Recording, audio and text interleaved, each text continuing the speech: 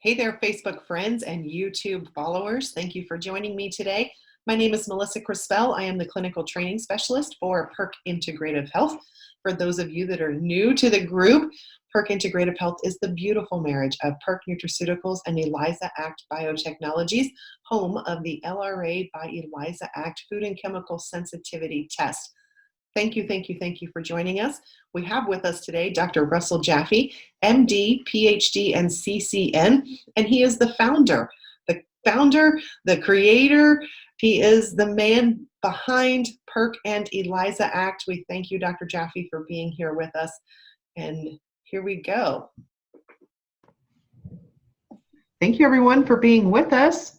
If you've been checking out our series, you've seen all the different beverages that we've been talking about. We're going to talk today about the preparation of coffee. Make sure you go back, scroll through YouTube or Facebook, wherever you're seeing this video, go back and check out the coffee types and the way that coffee is grown that Dr. Jaffe prefers. And Dr. Jaffe, talk to us about coffee preparation. We don't want those K-cups. We know that.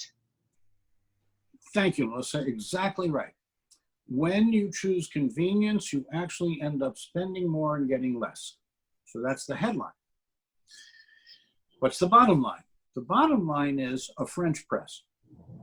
A French press is a glass cylinder, usually in a metal frame, and you have a filter made of, in my case, copper or zinc alloy. And you take the fresh ground coffee beans, enough for, say, a full-size French press would be 6 cups, a standard French press would be 3 cups, and I have seen individual French presses in certain restaurants. The reason why you want French press and nothing else is because every other way adds toxins as well as decreases flavor and nutrition. I did say that. I really do. Did say that, and I really do mean it. The opportunity to get the benefit from a French press is worth the effort. They're not hard to find. They're not that expensive. Most of them come with a gray screen that you need to change often. I prefer the one that's kind of copper or brass-like because it lasts a long time. Mm-hmm. And you take the coffee grounds, you put them with the very hot water, and you let it settle. Because there's a lot of air trapped in the coffee grounds as they get hydrated and liberate their coffeeness. So you wait until you can see 3 phases. The bottom is dark, the middle is not so dark, the top is chunky. Then you take something wooden, like a chopstick. Must be wood, not metal. You take something wooden, like a chopstick, and you just kind of swirl it around until those chunks are under the level of the water and ready to steep. Then you have the top, which has the attached to it, and you have 2 sides to it, one of which is a pour spout or is a pour filter. Anyway, the other is solid to keep the heat in. And you let it steep with the heat in, and then you rotate it 180 degrees and you pour. And then when you're done, you can either leave it that way or rotate it again. There's a whole lesson in French press. No filters, no plastic, no concentrates. What else? No convenient forms, no instant. The only instant that I think is worth even thinking about are these non-coffee substitutes that look and to some extent taste like coffee, like Caffix, Caffix.